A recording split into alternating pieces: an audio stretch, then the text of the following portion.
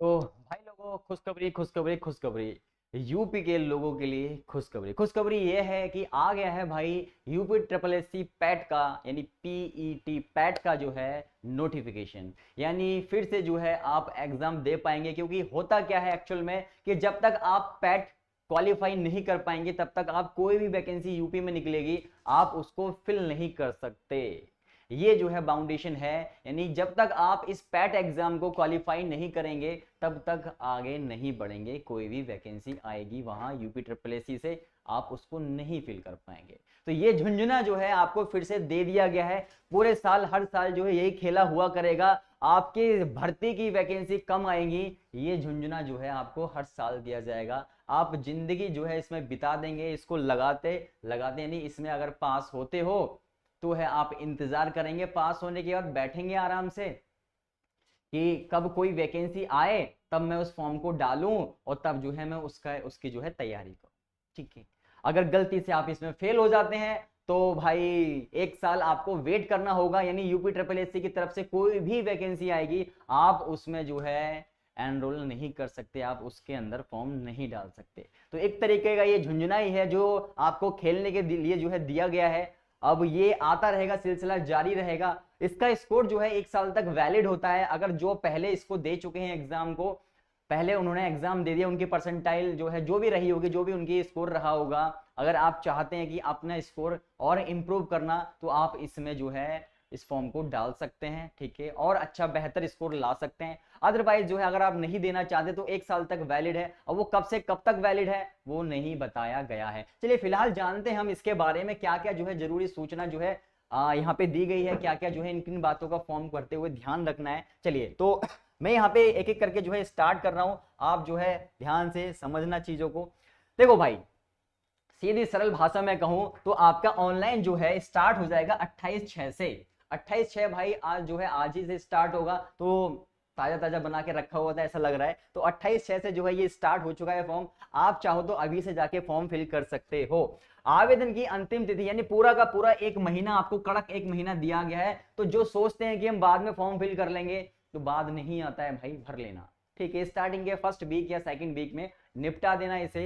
ठीक है, चलिए शुल्क और जो है संयोजन या आवेदन में संशोधन की तिथि यानी करेक्शन आप कर सकते हो, करेक्शन अलाउ होती है इसमें। तो 3/8 तक जो है आप यहाँ पे जो है कर सकते हो करेक्शन, यानी 3 अगस्त तक जो है आप करेक्शन कर सकते हो। चलिए चीजों को लेके चलते हैं आगे और देखते हैं क्या क्या जो है आपको यहाँ पे ध्यान रखना है। तो ये जो है प्रेम पत्र यहाँ पे दिया गया है, इसको पढ़ने की कोई जरूरत नहीं है। चलिए आगे चलते हैं। तो मैं आपको बताने वाला हूं कुछ महत्वपूर्ण बातें। कहता है प्रारंभिक अर्हता परीक्षा 2021 के परिणाम की वैधता अवधि समाप्त होने के उपरांत मुख्य परीक्षाओं के आयोजन हेतु निर्गत किए गए विज्ञापनों के सापेक्ष मुख्य परीक्षा हेतु अभ्यर्थियों की शॉर्ट लिस्टिंग प्रारंभिक अर्हता परीक्षा 2022 के स्कोर के आधार पर की जाएगी। यानी ये कह रहा है कि भैया जब तक आप इसे नहीं पास करोगे आप जो है मेंस नहीं दे पाओगे, यानी कोई भी वैकेंसी में फॉर्म नहीं फिल कर पाओगे। इतनी सी बात कहने के लिए इतना टाइम लगा है इस पापी ने। चलिए आगे चलते हैं भाई और कुछ बातों को जो है जानते हैं। चलिए, तो मुझे नहीं लगता ये सब पढ़ने की जरूरत है, जो मेन मेन बातें हैं उनको पढ़ते हैं। कहता है जो ऑनलाइन आवेदन करने के लिए जो आवश्यक सूचना है, तो आप जानते हैं ऑनलाइन जो है सिर्फ ऑनलाइन ही इस फॉर्म को स्वीकार किया जाएगा। तो इसमें कह रहा है आवेदन पत्र भरने की प्रक्रिया प्रक्रिया क्या है, चलिए आइए जानते हैं। सबसे पहले आपको कैंडिडेट रजिस्ट्रेशन करना होगा, फोटो और हस्ताक्षर अपलोड करने होंगे आपको। फॉर्म के शेष विवरण का भरा जाना, यानी जो बाकी इन्फॉर्मेशन है वो भी आपको यहाँ फिल करनी है। और फीस का भुगतान ये बहुत जरूरी है भाई। ठीक है, बिना फीस के जो है आपका फॉर्म जो है वैलिड नहीं होगा। उसके बाद आपको प्रिंट आउट ले लेना है और मौज काटनी है, इसको इंतजार करना है कब जो है इसका एग्जाम होगा और कब जो है आप इसमें वैकेंसी फिल कर पाएंगे। चलिए तो बाकी यहाँ पे देखते हैं क्या कहता है। कैंडिडेट रजिस्ट्रेशन कैसे होगा वो सब जो है आप, सिंपल सी बात है यार, रजिस्ट्रेशन करना तो सबको ही आता होगा। कैसे कैसे फोटो अपलोड करना है, आंखें खुली कर रखनी है, ये भी लिखा है इसमें। चलिए आगे चलते हैं, मैं आपको सिर्फ मेन मेन पॉइंट बताऊंगा, ठीक है, जिससे आप किन बातों का ध्यान रखना है। फॉर्म तो बड़ा लंबा बनाया है इन्होंने, 14 पेज का फॉर्म बनाया है इन्होंने। इतना ध्यान जो है आप लोग वैकेंसी पूरा करने पे दे दो तो क्या बात है भाई, मजा आ जाए।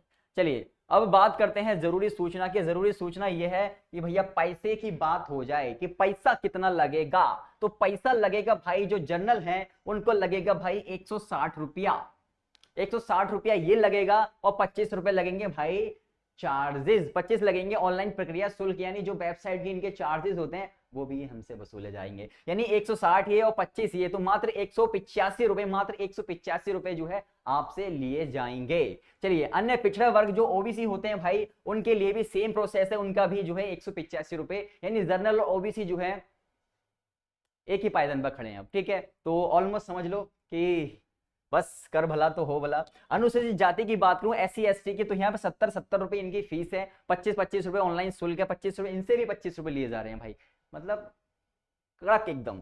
चलिए, 95 रुपए जो है दोनों को देने होंगे। और यहाँ पे जो है विकलांग हेतु यानी जो हैंडीकैप्ड है, तो इनको सिर्फ आवेदन शुल्क नहीं देना होगा, इनको ऑनलाइन प्रक्रिया शुल्क ही देना होगा, मात्र 25 रुपए जो है यहाँ पे इनको पे करने होंगे। चलिए आइए जानते हैं यहाँ पे कुछ महत्वपूर्ण बातें। प्रिंट आउट लेना भाई, ये तो हम भी जानते हैं, अपना स्टेटस चेक कर सकते हैं फॉर्म फिल करने के बाद, यानी फॉर्म सबमिट करने के बाद।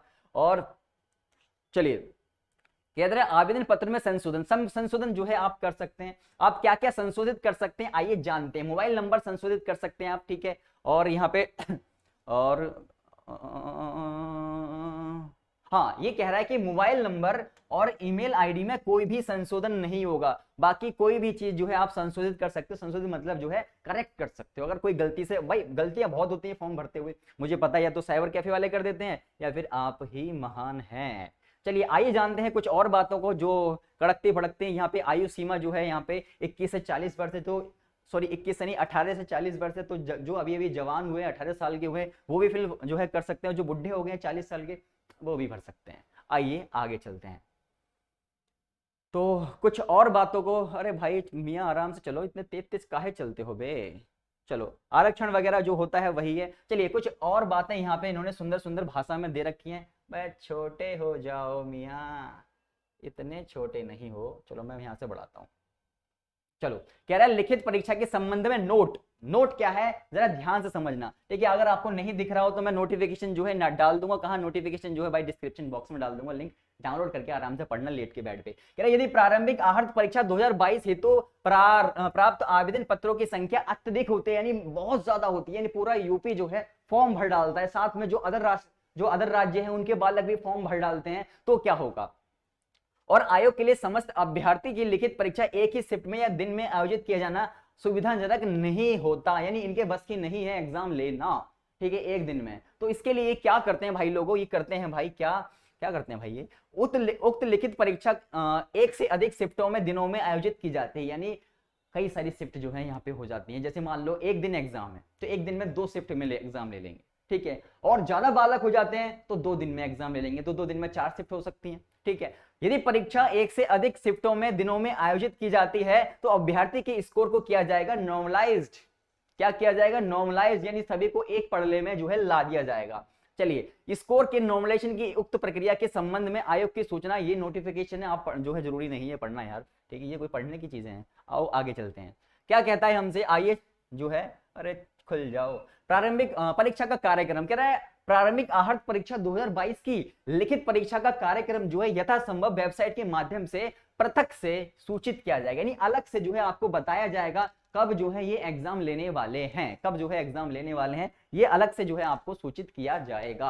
आइए चलते हैं स्कोर की वैधता अवधि पे, यानी जो स्कोर है आपका कब तक वैलिड रहेगा, तो वैलिड रहेगा आपका प्रारंभिक आहर्ता परीक्षा में प्रतिभाग करने वाले अभ्यर्थियों का स्कोर परीक्षा परिणाम आयोग की वेबसाइट पर अपलोड किए जाने के तिथि के 1 वर्ष तक मान्य रहेगा, यानी जब रिजल्ट आया होगा उसके 1 साल तक जो है आपका जो स्कोर होगा, जो भी आप इस पैट में लाओगे वो वैलिड होगा। और ये जो पैट है हर 6 महीने बाद होगा, ये पैट जो है हर 6 महीने बाद होगा, लेकिन जो आपका स्कोर है वो 1 साल तक वैलिड रहेगा। आइए जानते हैं कुछ और महत्वपूर्ण तथ्यों को। तो तथ्य तो मुझे नहीं लगता इसमें कुछ खास हैं, सिलेबस जरूर बताऊंगा मैं आपको कि सिलेबस क्या है, क्योंकि वो तो जानना जरूरी है भाई, वो तो आपका हक है जन्म सिद्ध। आओ आओ आओ, सिलेबस आ गया भाई, खुल जाओ, बड़े हो जाओ भाई।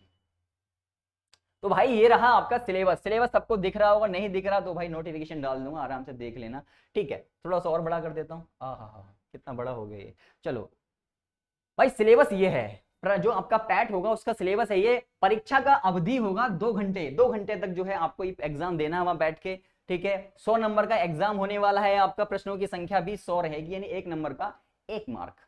चलो कह रहा है भारतीय इतिहास, इंडियन हिस्ट्री से क्या क्या आने वाला है, इंडियन हिस्ट्री से आने वाला है सिंधु घाटी की सभ्यता, वैदिक संस्कृति, बौद्ध धर्म, बौद्ध धर्म मतलब भगवान बुद्ध, उनसे रिलेटेड क्वेश्चन, जैन धर्म, मौर्य वंश, गुप्त वंश, हर्षवर्धन, राजपूत काल, सल्तनत काल, दिल्ली सल्तनत का भी क्वेश्चन जो है यहाँ पे रहने वाले हैं, और मुगल साम्राज्य, मराठा, ब्रिटिश राज्य का। अबे भाई पूरा ही लिख देते हैं कि भाई हिस्ट्री आएगी, इंडियन हिस्ट्री आएगी, रह क्या गया भाई, सब तो आपने यहाँ पे लिख ही दिया मियाँ।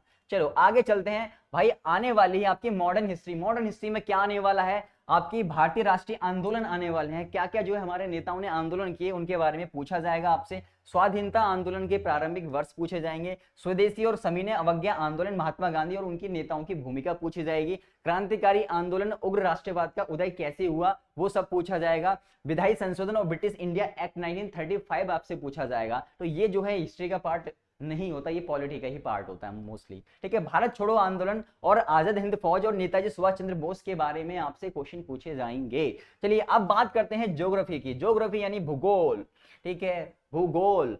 भूगोल में भारत एवं विश्व का भौतिक भूगोल आएगा, जिसमें नदियों और नदियों की घाटियों के बारे में यानी घाटी के बारे में पूछा जाएगा, भूजल संसाधन आपसे पूछे जाएंगे, पर्वत पहाड़ियों और हिमनद के बारे में आपसे पूछा जाएगा, मरुस्थल और शुष्क क्षेत्र, वन, खनिज संसाधन, ये सारे चैप्टर जो हैं आपकी ज्योग्राफी में है, फिक्र मत करो, बुक में है सारे।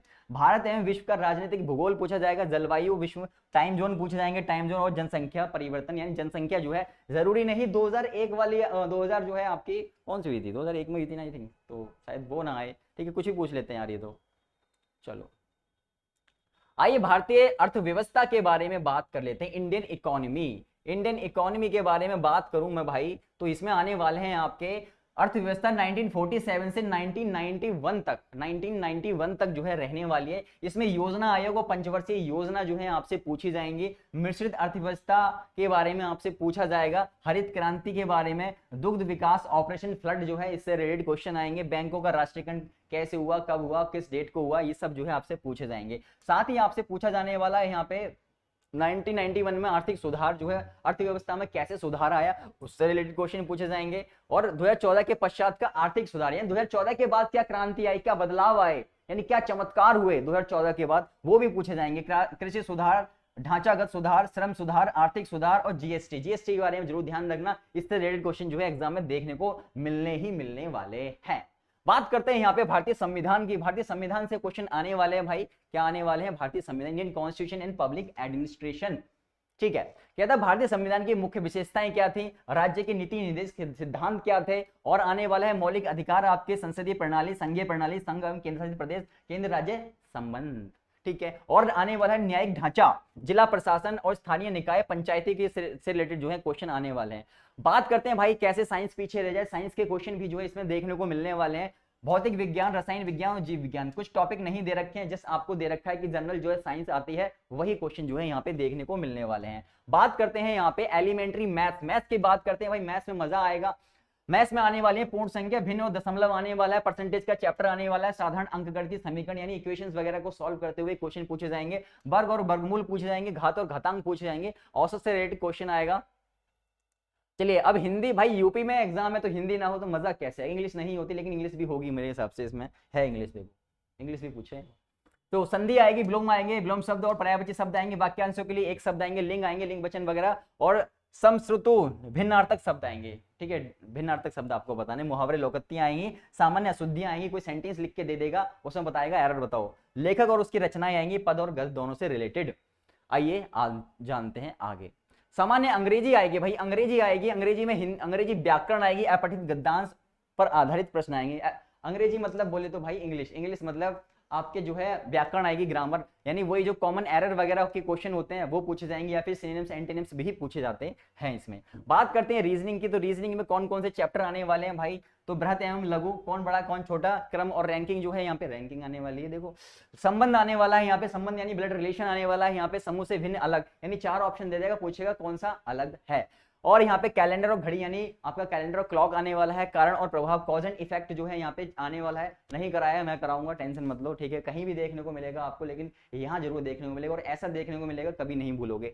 कोडिंग डिकोडिंग जो है यहाँ पे आने वाली है, संख्या के आधारित पे भी होगी और अल्फाबेट्स के आधार पे भी जो है पूछी जाएगी, और यहाँ पे निगमनात्मक तर्क, कथन और विश्लेषण, ये भी जो है यहाँ पे कॉज एंड इफेक्ट की तरह ही चैप्टर होता है, इसको भी मैं कराऊंगा।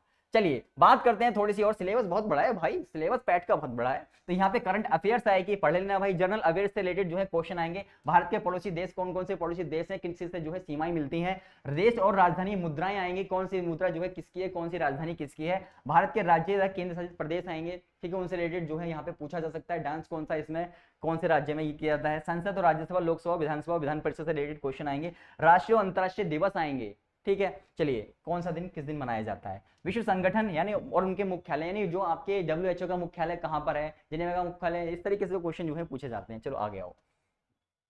यहाँ पे भारतीय पर्यटन स्थल आएंगे, कौन कौन से जो है स्थान है जगह घूमने की, वो सब पूछे जा सकते हैं। भारतीय कला एवं संस्कृति आएगी, भारतीय विश्व का खेल आएगा, भारतीय अनुसंधान संगठन आएगा, प्रसिद्ध पुस्तकें और लेखक आएंगे, और पुरस्कार और विजेता आएंगे, कौन सा पुरस्कार किसने जीता, ये सब जो है यहाँ पे पूछा जाएगा। तो और भी भाई मियाँ कतई जहर कर दो कि इतना बड़ा सिलेबस बनाए हो। जलवायु परिवर्तन और पर्यावरण जो है यहाँ पे आने वाला है। अपठित हिंदी गद्यांश आएंगे भाई, पैराग्राफ आएंगे, क्वेश्चन बना दोगे। ग्राफ की व्याख्या एवं विश्लेषण आएगा, तो ग्राफ जो है ये मैथ से रिलेटेड ही क्वेश्चन जो है इसमें रिलेटेड पूछे जाएंगे, आपने देखा हो DI से रिलेटेड क्वेश्चन आएंगे इसमें। तालिका व्याख्या, तालिका और व्याख्या और विश्लेषण, तो वही जो है आपका कौन सा आने वाला है, ग्राफ से रिलेटेड, यानी DI से ही पूरा का पूरा DI है ये। चलिए तो ये जो है रहने वाला है आपका, यहाँ पे साफ साफ शुद्ध शुद्ध भाषा में लिखा है कि 1 से 9 तक की जो है बुक आपकी होती है, उसके आधार पे जो है डिफिकल्टी लेवल होगा। लेकिन ऐसा होता नहीं है, आप भी जानते हैं, क्योंकि कंपटीशन टफ है, इतना इजी नहीं रहने वाला है पेपर। बहुविकल्पीय प्रश्न होंगे, यानी 4 ऑप्शन वाले होंगे, और प्रत्येक गलत उत्तर के लिए आपका 1/4 उड़ा दिया जाएगा, यानी 0.25 नेगेटिव मार्किंग जो है यहाँ पे देखने को मिलने वाली है। चलिए आगे चलिए, तो यहाँ पे जो होता है आपका समाप्त। तो ये आपका है भाई यूपी